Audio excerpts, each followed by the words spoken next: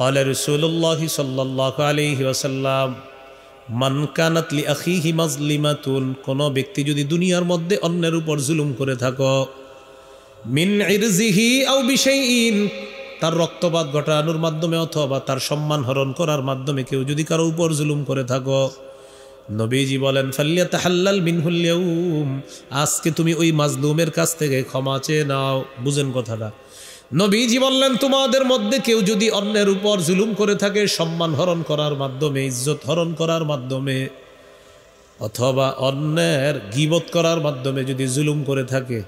অথবা অন্যের সম্পদ হরণ করার মাধ্যমে যদি জুলুম করে থাকে, নবী বলেন তাকে জানা দাও সে যেন আজকেই মাজলুমের কাছ থেকে মুক্তি নিয়ে নেয়।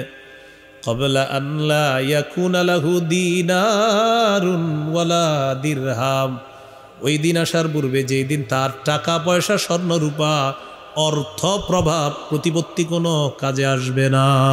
ওই দিন আসার আগে জালেমকে বলে দাও মাজলুমের কাছ থেকে মুক্ত হয়ে যাওয়ার জন্য দুনিয়া থেকে।